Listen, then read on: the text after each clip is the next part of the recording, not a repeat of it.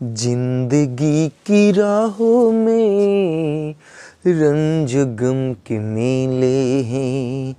जिंदगी की राहों में रंज गम के मेले हैं।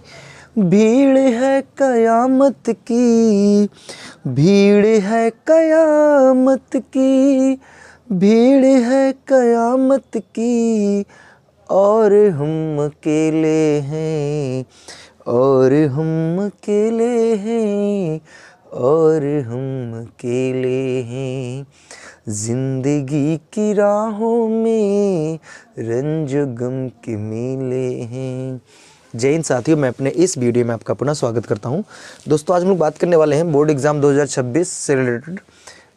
ये जो प्रश्न है बोर्ड एग्ज़ाम 2026 से रिलेटेड है, और ये आपके बोर्ड एग्ज़ाम में अगर पूछेगा तो ये 3 से 5 नंबर में प्रश्न पूछा जाएगा आपके बोर्ड एग्ज़ाम में। और ये जो प्रश्न है ये 2021, 22, 23 और 24 में पूछा जा चुका है। इन्हीं 25 में इसका गैप हुआ है। उम्मीद है कि 2026 में इसका दर्शन हो सकता है। तो चलिए स्टार्ट करते। पहले नंबर हम लोग सवाल को पढ़ते हैं। सवाल में एक्चुअली ये बोला जा रहा है कि दिए गए परिपथ के लिए प्रत्येक शाखा में बहने वाली धारा की क्या करना है, गणना करना है। देखिए, प्रत्येक शाखा का अर्थ ये हुआ, जैसे मान लीजिए इसमें जितने भी प्रतिरोध हैं, जैसे यहाँ पे देख पा रहे हो कि इस वाले शाखा में एक प्रतिरोध है, इसमें भी एक प्रतिरोध है और यहाँ भी एक प्रतिरोध है। तो बेसिकली जहाँ जहाँ प्रतिरोध है वहाँ कितनी करंट जाएगी, हमें क्या करना है, इसी को बताना है। तो यहाँ पे जैसा कि आप चित्र में देख पा रहे हैं कि यहाँ पे क्या एक्चुअली 2 सेल लगा हुआ है।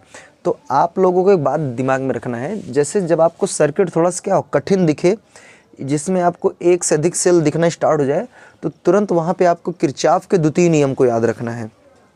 किरचॉफ का जो द्वितीय नियम है वो वोल्टता का नियम है। और अगर आपने किरचॉफ के अगर द्वितीय नियम को पढ़ा होगा तो उसमें ये बताया गया है कि किरचॉफ के, देखिए, द्वितीय नियम को कितने नामों से जाना जाता है। तो किरचॉफ के द्वितीय नियम को वोल्टता का नियम, बंद पास, या इसको हम लूप का नियम भी कहते हैं। तो किरचॉफ ने अपने द्वितीय नियम में ये बताया था कि किसी भी बंद परिपथ में समस्त वोल्टताओं, या कह सकते हैं जो विद्युत वाहक बल होते हैं, उनका जो बीजगणितीय योग होता है वो 0 होता है। ठीक, और ये बात उम्मीद करूंगा आप लोग जानते होंगे ये क्या चीज़ है। तो देखिए, जो विद्युत वाहक बल होता है वो आपको जहाँ जहाँ सेल है वहाँ विद्युत वाहक बल मिलता है, और जहाँ जहाँ प्रतिरोध होता है वहाँ वोल्टता मिलता है। अच्छा, वोल्टता कैसे निकालते हैं? तो जो प्रतिरोध होता है और उसमें उस प्रतिरोध में कितनी करंट जा रही है उसका मल्टीप्लाई यानी गुणा कर देते हैं तो हमको वोल्टेज प्राप्त हो जाता है। बाकी जो सेल होता है उसमें जो यहाँ पे जैसे 2 वोल्ट दिया, इधर 1 वोल्ट दिया है, तो ये क्या है, सेल का विद्युत वाहक बल दिया है। आप लोगों ने ये भी पढ़ा होगा, जैसे अगर हम लोग क्या करते हैं, करंट की दिशा में चलते हैं। ध्यान से सुनना मेरी बात। अगर हम लोग करंट की दिशा में चलते हैं तो हम लोग वोल्टता जो होती है उसको ऋणात्मक चिन्ह में लेते हैं, और अगर हम लोग करंट के विपरीत दिशा में चलते हैं तो जो वोल्टता होता है उसको हम लोग धनात्मक चिन्ह में लेते हैं। और आप लोगों ने ये भी पढ़ा होगा कि जैसे अगर मान लीजिए हम लोग सेल को क्या कर रहे हैं, अगर हम सेल के ऋणात्मक से धनात्मक सिरे की ओर जा रहे हैं, यानी माइनस से प्लस की ओर जा रहे हैं, थोड़ा बड़ा बना देता हूँ। जैसे अगर मान लीजिए माइनस से हम लोग क्या करें, प्लस की ओर जा रहे हैं, तो जिधर हम लोग जाते हैं उधर का चिन्ह लेते हैं। ठीक ना। जैसे अगर मान लीजिए हम लोग प्लस से माइनस की ओर आ रहे हैं तो हम लोग जो विद्युत वाहक बल होगा उसको हम माइनस के चिन्ह में लेंगे। तो उम्मीद करूँगा इस, हालांकि सभी बातें आप लोग जानते होंगे, बस यहाँ पे रिवीजन हो रहा है।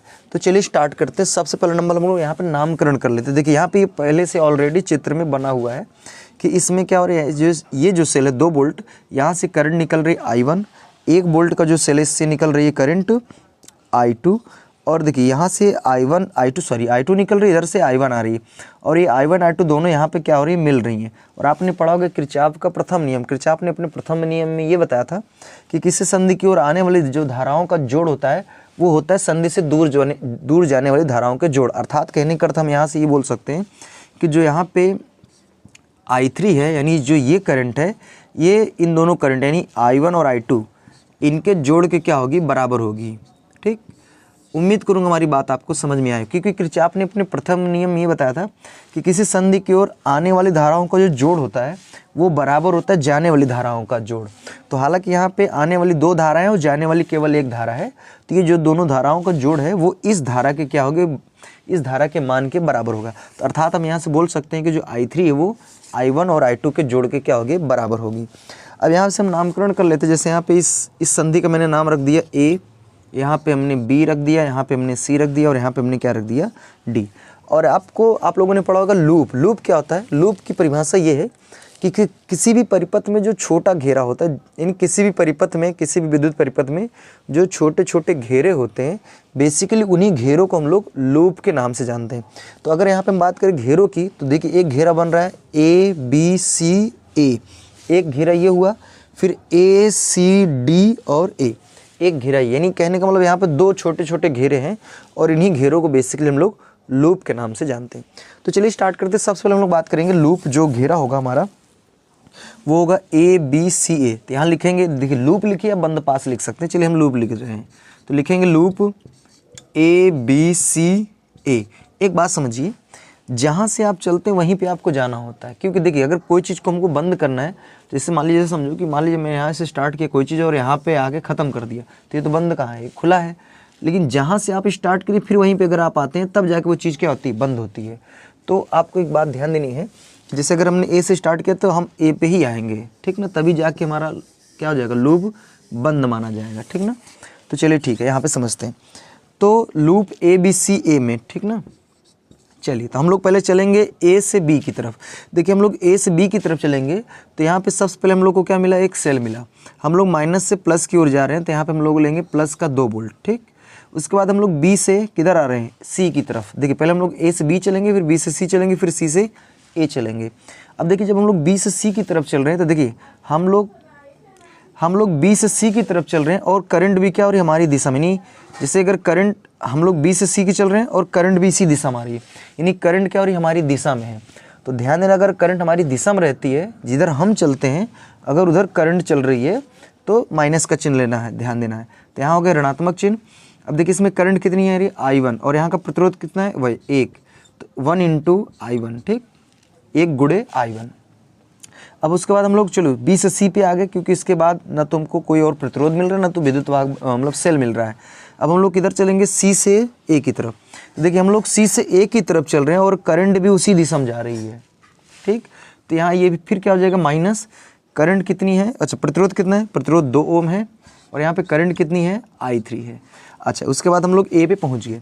अब इनका जो समस्त बीजगणितीय योग का मतलब इनका जो चिन्ह सहित योग है वो किसके बराबर होगा, वो होगा 0 के बराबर होगा, ठीक। तो हम लोग क्या करेंगे, इनको इधर भेजेंगे, तो यहाँ से जाएगा 2 बराबर I1 कन्नम, यानी I1 + 2I3, ठीक। तो इधर हो जाएगा 2 बराबर, चलिए I1 + 2, I3 का मान कितना है, तो ये हो जाएगा I1 + I2, ठीक। तो 2 बराबर क्या हो जाएगा, I1 प्लस ये हो जाएगा 2I1 + 2I2, ठीक। उसके बाद यहाँ हो जाएगा 2 बराबर, चलिए इधर I1 प्लस यहाँ पे जोड़ेंगे तो देखिए 1 I1 यहाँ 2 I1, ये 3 I1, फिर इधर हो जाएगा 2 I2, ठीक। अब एक काम करते हैं, इस चीज़ को मैं इधर लिख देता हूँ, 2 को मैं इधर लिख देता हूँ, ठीक। तो चलिए ठीक है, इसको हम लोग क्या करेंगे, समीकरण नंबर हम लोग 1 दे देंगे। ये क्या हो जाएगा, हम लोग का समीकरण नंबर 1 हो जाएगा। उसके बाद हम लोग चलिए यहीं पे हम लोग साइड में कर लेते हैं, ठीक। फिर उसके बाद लिखेंगे बंद पास, या कह सकते हैं लूप। चलिए लूप लिखते हैं, लूप। अब कौन सा लेंगे, ACDA। तो ACDA में चलिए हम लोग पहले चलेंगे A से C की तरफ। तो हम लोग चल रहे हैं इधर और करंट हमारे जस्ट अपोजिट है, तो हम लोग प्लस का चिन्ह लेंगे। अच्छा यहाँ पे प्रतिरोध कितना, 2 है, करंट कितनी है, I3 है। फिर उसके बाद हम लोग C से A की तरफ चलेंगे। देखिए हम लोग C से D की तरफ, हम लोग C से D की तरफ चले, जबकि करंट हमारे जस्ट अपोजिट चल रही है, तो फिर प्लस का चिन्ह रहेगा। करंट अपोजिट है तो प्लस का चिन्ह, और हमारी दिशा में अगर करंट है तो माइनस का चिन्ह, इस बात को ध्यान देना है। तो यहाँ पे देखिए प्रतिरोध कितना है, 1, करंट कितनी आ रही है, I2 है, यहाँ पे करंट कितनी है, I2 है। उसके बाद फिर हम लोग क्या करेंगे, अब D से किधर चलेंगे, A पे। तो यहाँ देखिए ये सेल मिला और प्लस से माइनस की तरफ चल रहे हैं, तो यहाँ हो जाएगा माइनस, और यहाँ का जो विद्युत वाहक बल है वो कितना, 1 वोल्ट है, तो हमने लिखा 1 वोल्ट। अब इनका जो समस्त बीजगणितीय योग होगा इस लूप का, समस्त बीजगणितीय मतलब चिन्ह सहित, ये 0 के बराबर होगा, ठीक। तो इसको मैंने 0 के बराबर कर दिया। अब एक काम करते चलिए, यहाँ पे इस हो जाएगा 2, I3 का मान क्या हो जाएगा, I1 + I2 + I2 Kannan I2 बराबर, इस माइनस का 1 उधर जाएगा, प्लस का 1 होगा। अब इसका अंदर मल्टीप्लाई करेंगे, जाएगा 2I1 + 2I2 + I2 बराबर 1, ठीक। अब यहाँ से देखिए 2I1, ये 2I2 और 1 I2, कुल कितने I2, 3i2 और बराबर ये क्या हो जाएगा 1। इसको समीकरण नंबर हम लोग क्या करेंगे 2 दे देंगे। अब एक बात समझना, अब हमको क्या करना है, इन्हीं बेसिकली दोनों समीकरणों को हल करना है। तो चलिए इनको हल करते हैं, देखिए ध्यान से। अच्छा, एक चीज़ आप नोटिस कर पा रहे हैं कि यहाँ दोनों समीकरणों में देख पा रहे हैं, जो पहला समीकरण है इसमें i1 में 3 का गुणा हुआ है, इसमें i2 में 3 का गुणा हुआ है, इसमें i2 में 2 का गुणा हुआ है और इसमें i1 में 2 का गुणा हुआ है, ठीक ना। तो चलिए काम कर, पहले इतना स्क्रीनशॉट आप लीजिए। तो चलिए ठीक है, हम लोग इनको क्या करते हैं, हल करते हैं, ठीक है। तो यहाँ पे हालांकि मैंने समीकरण 1 और जो 2 अभी आया बन के, उसको मैंने यहाँ पे अलग से नोट कर दिया है। अब इनको हम लोग आइए हल करते हैं, ठीक है। आप लोगों ने कक्षा 10 में पढ़ा होगा 2 चरों वाला रैखिक समीकरण युग्म, तो उसमें आप लोगों ने विलोपन विधि, प्रतिस्थापन विधि पढ़ रखा होगा। तो हम लोग यहाँ पे विलोपन विधि से इसको हल करेंगे। तो एक काम करते हैं, समझिए ध्यान से। यहाँ पे आप एक चीज़ नोटिस करिए कि i1 में 3 का गुणा हुआ है, जबकि उधर i2 में 3 का गुणा हुआ है। इधर i2 में 2 का गुणा हुआ है, उधर i1 में 2 का गुणा हुआ है। तो हमको क्या करना है, किसी एक को टारगेट करना है। हम चलो i1 को काटेंगे। तो हम क्या करेंगे, जो समीकरण नंबर 1 है इसमें 2 का गुणा कर देंगे और समीकरण 2 में हम लोग 3 का गुणा कर देंगे। तो जैसे इसमें 2 का गुणा कर देंगे तो जाएगा 6i1 और ये इसमें 3 का गुणा कर देंगे तो ये जाएगा 6i1 और इनको फिर समीकरण 1 में 2 घटा देंगे तो कट जाएगा। तो हम यहाँ से i2 का मान निकाल लेंगे, फिर i1 का मान निकाल के फिर i3 का मान आसानी से निकाल लेंगे। तो चलो ठीक है, इसको स्टार्ट करते हैं। लिखेंगे समीकरण 1 में कितने गुणा करना है, 2 का, तथा समीकरण 2 में कितने का, 3 का गुणा करके घटाने पर, ठीक। चलिए तो हम डायरेक्टली गुणा करके लिखेंगे। तो यहाँ पे गुणा करेंगे कितने का, 2 का, तो हो जाएगा 6i1 प्लस 4i2 इक्वल, इधर हो जाएगा 2 का गुणा कर रहे हैं तो यहाँ 4 हो जाएगा, ठीक है। उधर क्या हो जाएगा, उधर भी हो जाएगा 6i1 प्लस 3 का गुणा करेंगे तो 9i2 बराबर 3। अब इसको हम लोग क्या करेंगे, घटाएंगे तो चिन्ह बदल जाएगा, तो ये क्या हो जाएगा, कैंसिल हो जाएगा। और इसको देखिए यहाँ से घटाएंगे तो कितना आएगा, चलिए ठीक है, तो ये हो जाएगा माइनस के 5i2 बराबर 4 में 3 जाएगा, कितना आएगा 1, ठीक। तो अगर यहाँ से हम i2 की बात करें, i2 बराबर क्या होगा, तो इधर डिवाइड में भेजेंगे तो हो जाएगा माइनस का 1/5। अच्छा एक मिनट, आप एक चीज़ नोटिस करिए यहाँ पे, एक्चुअली यहाँ पे जो करंट है वो किस में आ रही है, वो जो करंट है वो माइनस में आ रही है। 1/5 एम्पियर किस में आ रही है, माइनस में आ रही है, ठीक है। तो यहाँ पे एक चीज़ समझिए, अगर करंट माइनस में आ रही है तो इसका अर्थ ये हुआ कि जो यहाँ पे करंट की दिशा मानी गई है वो एक्चुअली अपोजिट मानी गई। जैसे यहाँ पे करंट एक्चुअली इधर आ रही है, ठीक, और वहाँ पे हल करने पे माइनस आ रहा है, तो इसका मतलब ये है कि करंट की एक्चुअली रियल जो दिशा वो इधर है, मतलब करंट इधर से इधर जा रही है, जो कि माना किधर गया, इधर, उल्टा मान लिया गया। ये इसका अर्थ है माइनस का मतलब। बाकी करंट जो होती माइनस में नहीं आती, इस बात को ध्यान देना है।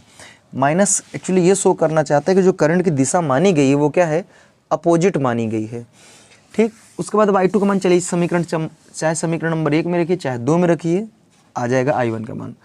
तो ठीक है, इसको हल करते तो यहाँ लिखेंगे, अब क्या करना है, अब i2 का मान समीकरण किस में रखना है, 1 में। तो चलिए समीकरण नंबर 1 में रखते हैं, ठीक। तो समीकरण नंबर आपका ये 1 है, ठीक है। इसको इधर मैं हल कर देता हूँ। तो यहाँ से जाएगा 3i1 प्लस 2 इंटू i2 का मान माइनस के 1/5 बराबर 2, ठीक। तो इधर क्या हो जाएगा, 3i1, इसका इसमें मल्टीप्लाई करेंगे तो माइनस का 2/5 बराबर 2, इसको उठा के उधर भेजिए तो 3i1 बराबर 2 प्लस 2/5। तो यहाँ से हो जाएगा 3i1 बराबर 5 दूनी 10, 2 12, यानी 12 बटे कितना हो जाएगा, 12/5, ठीक। अब इसको इधर डिवाइड भेजिए तो यहाँ से क्या हो जाएगा, i1 बराबर ये हो जाएगा 12/5 15, यानी i1 का मान कितना आ गया, 15 एम्पियर आ गया, सॉरी 12/15 एम्पियर आ गया। अब हमको क्या निकालना है, i3। तो लिखेंगे अब i3, इसको निकालना है तो i3 बराबर क्या होता है, होगा i1 प्लस i2। तो यहाँ से जाएगा i3 बराबर, i1 का मान कितना दिया है, चलिए i1 का मान दिया 12/15 प्लस i2 का मान -1/5। ठीक, तो यहाँ से इसको हल करेंगे तो हो जाएगा I3 बराबर, चलिए इनका एलसीएम आएगा कितना। अच्छा एक मिनट, पहले नंबर लिखेंगे 12/15 और ये प्लस माइनस क्या हो जाएगा -1/5। ठीक है, उस चीज़ को मैं इधर हल कर देता हूँ। तो यहाँ से क्या हो जाएगा I3 बराबर, इनका एलसीएम कितना आएगा 15, 15 का नम 15 नहीं 1 आएगा, यहाँ हो जाएगा 12। ठीक, फिर माइनस 5 3 15, 3 बार 3 गुणा यानी 3, तो हो जाएगा I3 बराबर जो होगा ये हो जाएगा 9/15। तो 3 से काटेंगे 3 3 का 9, 3 5 15 यानी 3 कितना आएगा 5 एम्पियर। ठीक, तो ये हमने क्या किया, I1 और I2 और I3 तीनों को मैंने क्या किया, इनके मानों को निकाला। अब इसमें एक्चुअली इस सवाल में ये पूछा गया है कि इसमें प्रत्येक शाखा में धारा का मान बताना है। तो आप प्रत्येक शाखा मतलब ऐसे बताएंगे, जैसे इसमें आप बोलेंगे कि जो ये BC शाखा है, BC में, ठीक, देखो बेटा BC में कौन सी करंट जा रही I1, तो लिखेंगे BC में धारा क्या है I1, और I1 का मान कितना दिया है 12/15 एम्पियर। ठीक, तो ये हो गया BC में।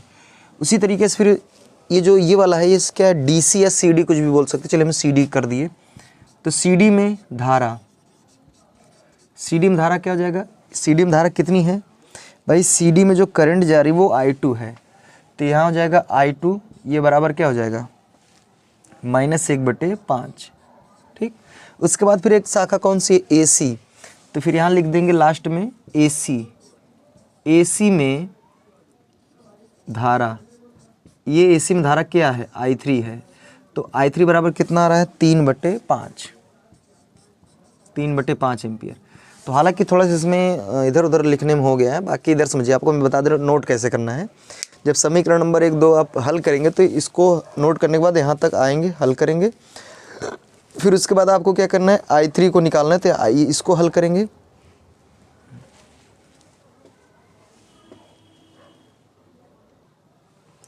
तो माफ़ी चाहूँगा लाइट कट गई है, कोई बात नहीं, तो समझिए ध्यान से। देखिए इसके बाद हम लोग क्या करेंगे, मतलब I3 निकालेंगे, इसको हल करेंगे, ठीक ना। इसको हल करने के बाद फिर इधर से ये चीज़ आएंगे नोट करते हुए, यहाँ पे सॉरी एक मिनट, यहाँ पे I1 निकाला गया ना, ये अलग है।